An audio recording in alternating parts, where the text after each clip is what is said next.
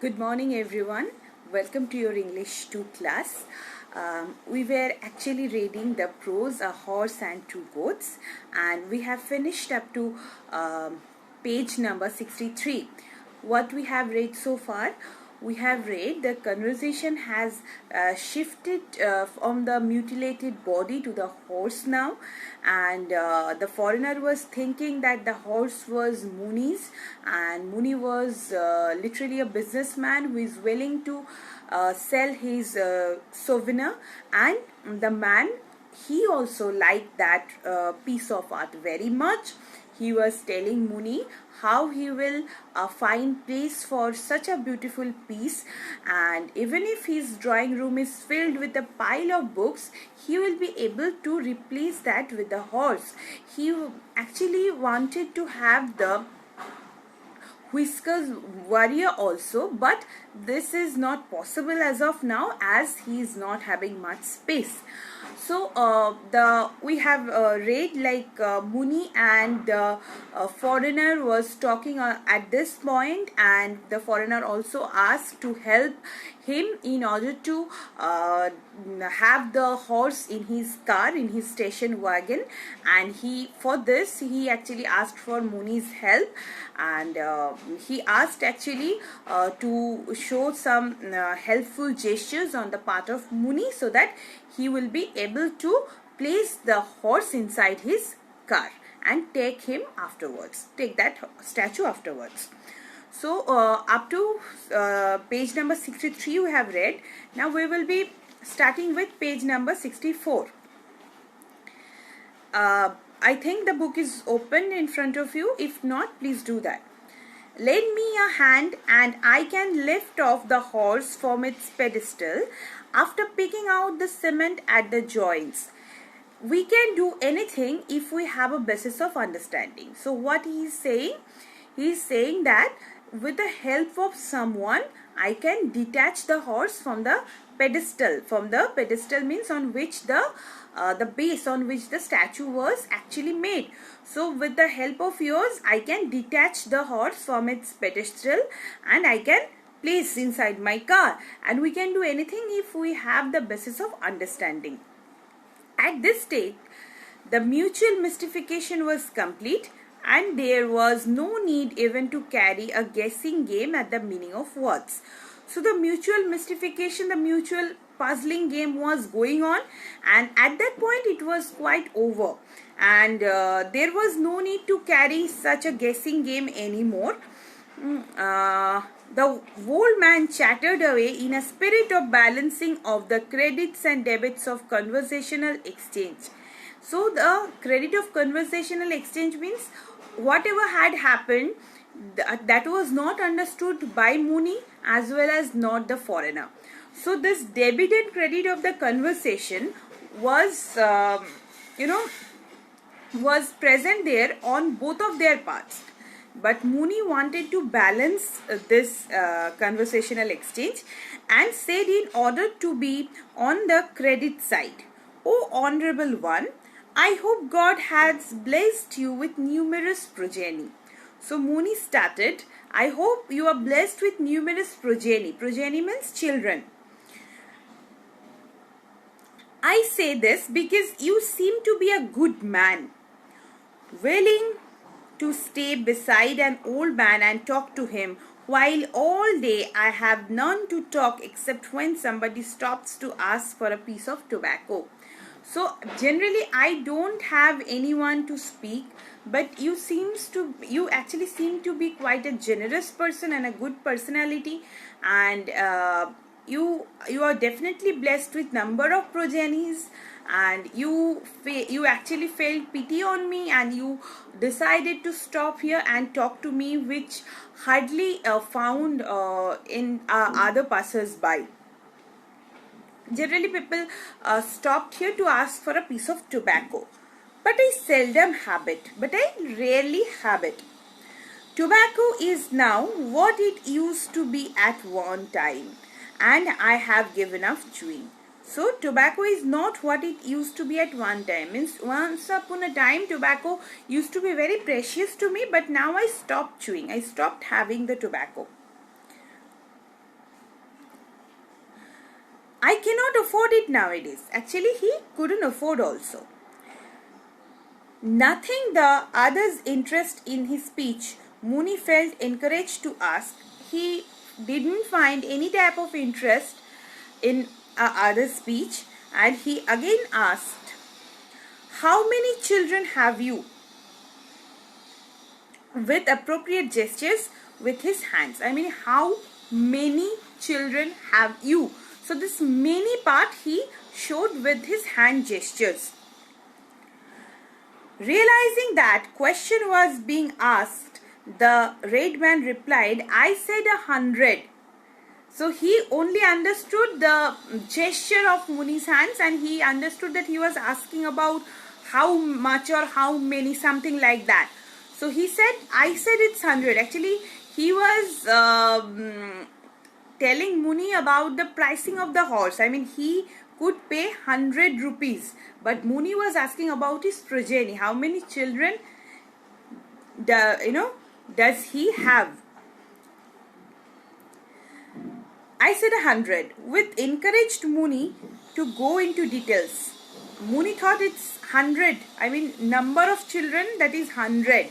So Muni felt also encouraged, and he went on asking, I mean, how many of children are boys and how many girls? Where are they?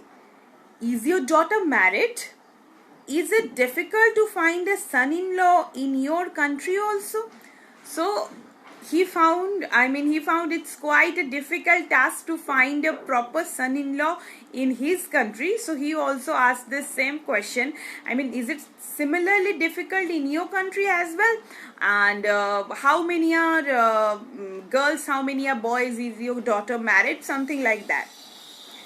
In answer to these questions, the red man dashed his hand into his pocket and brought forth his wallet in order to take immediate advantage of the bearish trend in the market.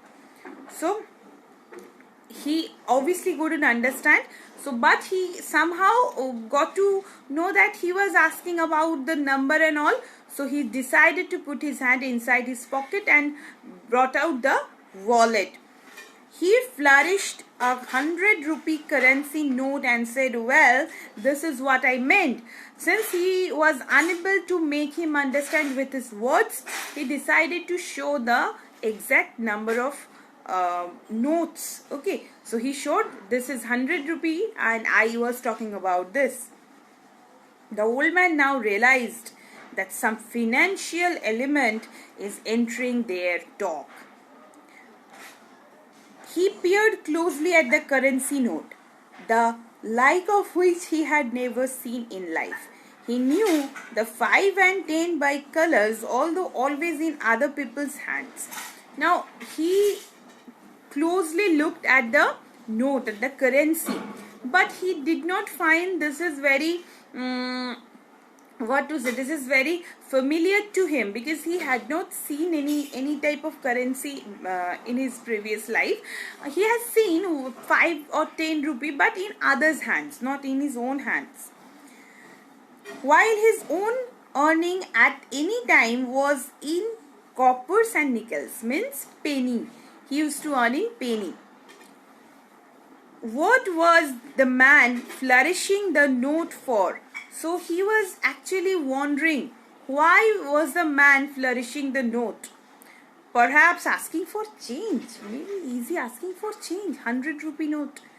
He laughed to himself and at the notion of anyone coming to him for changing 1,000 or 10,000 rupee note.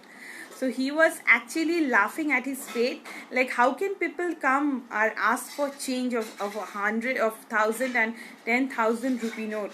I mean, obviously he is penniless. So how could you even ask for change?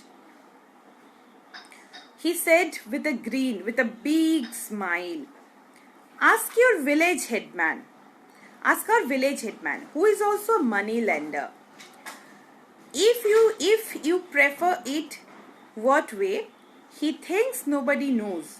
But dig the floor of his puja room and your head will read at the sight of the hoard."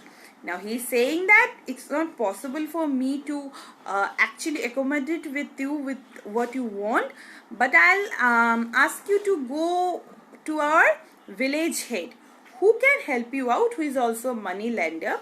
And even if he says he has nothing, you just need to just dig his puja floor, and you will find a hoard means a store of treasures lying there, and your head will reel at such sight.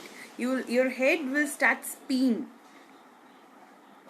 The man disguises himself in rags just to mislead the public. He often dressed in torn clothes just to show that he's a poor man and just to mislead the public. Talk to the headman yourself because he goes mad at the sight of me. Means I cannot be with you. You just talk to him because he will go mad at my sight. Why? Someone took away his pumpkins with the creeper, and he, for some reason, thinks it was me and my goats. So what had happened? Why he actually doesn't like Muni? Because once his pumpkins were stolen and he thought it was Muni and his goats, but it was not the scenario. That's why I never let my goats be seen anywhere near the farms. His eyes travelled to his goats noising about, attempting to wrest nutrition from minute greenery peeping out of the rock and dry earth. So his eyes travelled while he was talking to the man, and his eyes travelled to his to his goats, attempting to wrest nutrition about minute greenery peeping out the rock and dry earth. What are they doing? They were actually they wanted to have some nutrition from the greenery that was present here and there inside the rock, and that was peeping through, and those goats wanted to have those in order to have some nutrition. The foreigner followed his look and decided that it would be a sound policy to show an interest in old man's pets. So he decided, okay, I think the man is not getting me, and he is actually, according to him, I'm not a reliable one. So let me show some interest in his pets so that he can get impressed. He went up casually to them and stroked their backs with every show of courteous attention. So he stood up and he actually went to them, and he stroked their backs with every show of gestures. He started actually blowing his hand on their back with courteous attention. Now the truth dawned on the old man. His dream of lifetime was about to be realized. What had happened? What actually he understood by this gesture of the foreigner? He had reared them up in a hope of selling them someday, and with the capital opening a small shop on this very spot. He had a dream. Actually, with this dream, he only reared up his goats so that once he will sell them, and with that amount of money, he will open a shop.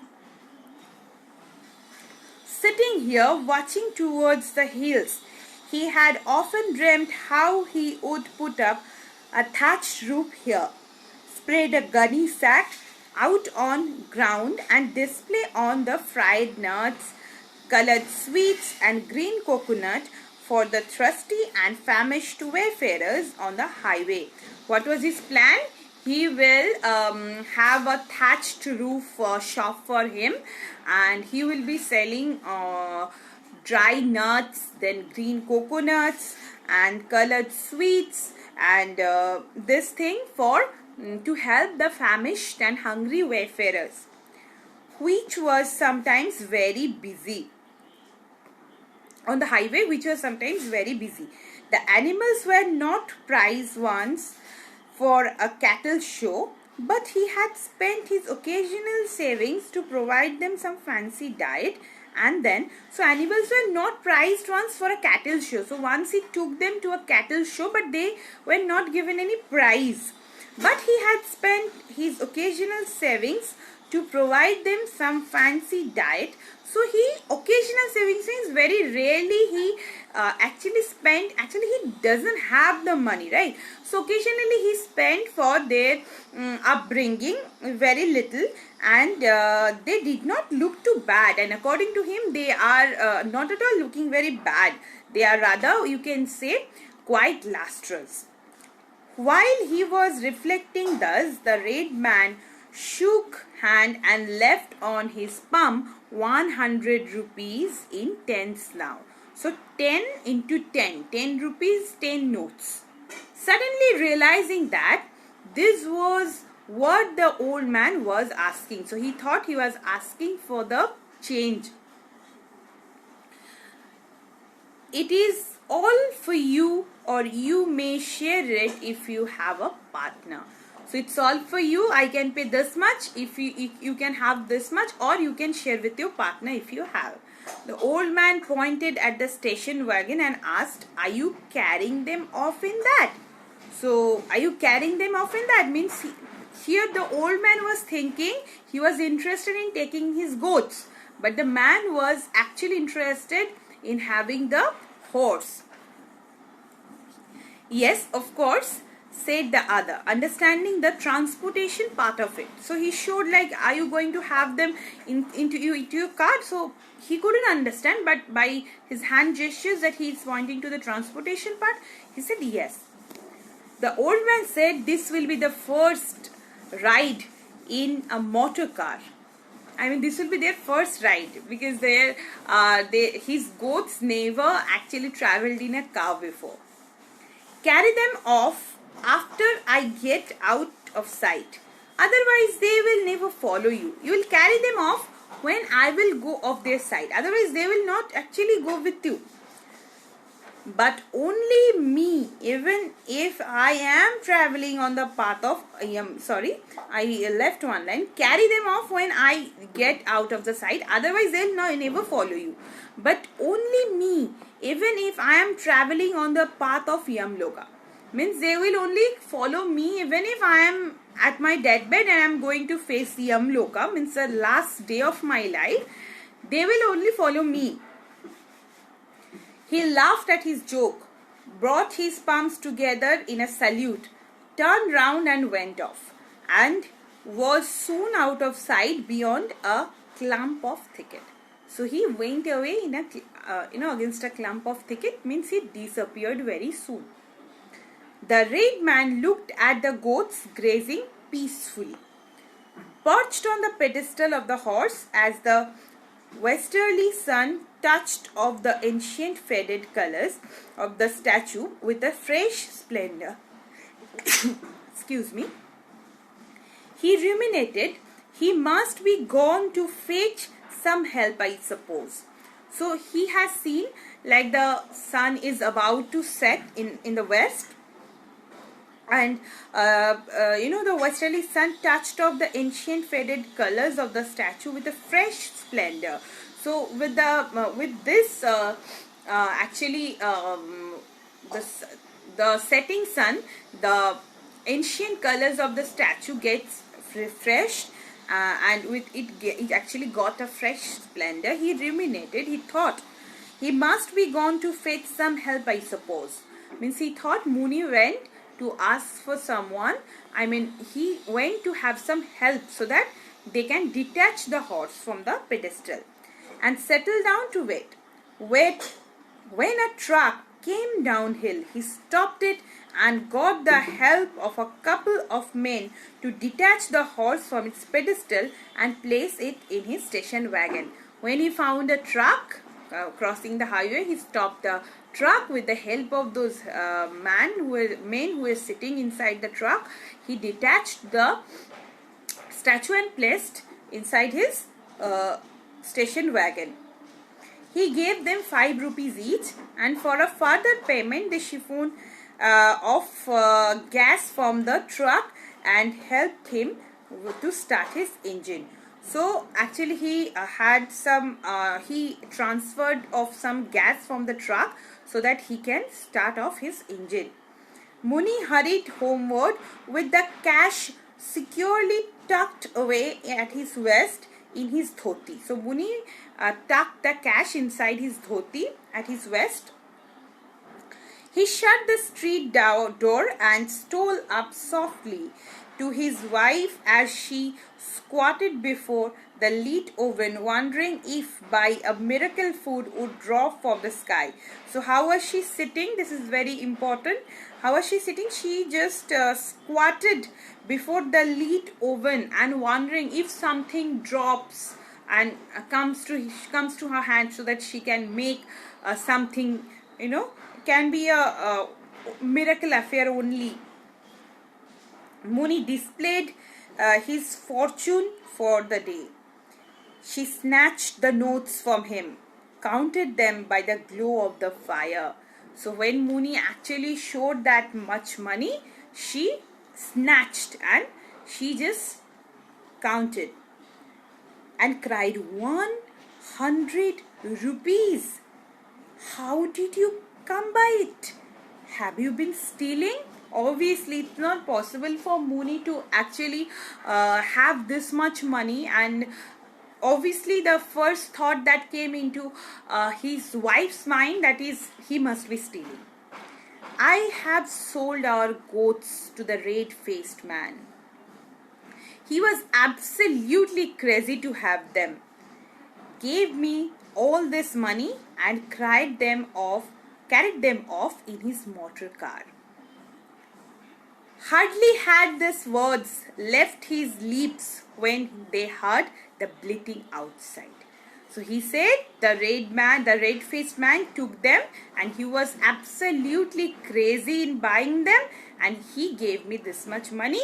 His words have not stopped yet and he heard the bleating outside. She opened the door and saw two goats at her door. Here they are, she said. That's the meaning of all this. I mean, what is the meaning of all this? You said you sold them to the man and now they are here and you got the money. I mean, what does it mean? I cannot understand. He muttered a great curse and seized one of the goats by its ears and shoulder. He just seized, hold at his shoulder and ear. Where is that man? Don't you know you are his? Why did you come back? The goat only wriggled and in his grip. They just started shivering in his grip. He asked the same question to the other goat too. The goat shook itself off and the wife glared at him. Now the wife, she was actually, speechless what to say. She glared at Muni and declared, if you have theft, the police will come tonight and break your bones. Okay, if you stole it, the police will definitely come and they will break your bone. Don't involve me. I will go away to my parents. Don't involve me. I will go to my parents. Now it's your duty. How would you face them? So here the story ends. As I told you, it will end on a humorous note. Not it will end. Actually, you will have this humor reflecting here and there in the story. So you will read the story. There are certain important themes that you need to know. First is the clash of cultures. The main theme of Horse and Two Goats is East-West opposition, which is reflected through the troubled communication between Muni and American, right? On one hand, Muni is a representative of the typical Indian native who is poor, rural and uneducated. He cannot speak in English. On the other hand, the man who does not know Tamil, he belongs to a wealthy family. He's a businessman there, and he shows how much literate he is and how much wisdom he actually possessed, and he found Muni completely an ignorant one. The West here is ignorant of the fact that poverty, bad weather, etc. and everyday troubles in the East. The East-West opposition is highlighted through Mooney and American conversing their respective languages.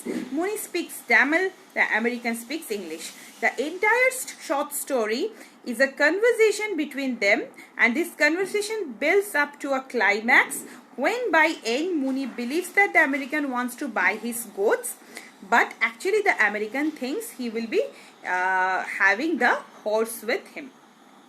Then is second theme, that is materialism and spiritualism. So the clash between materialism and spiritualism is an important theme in the story.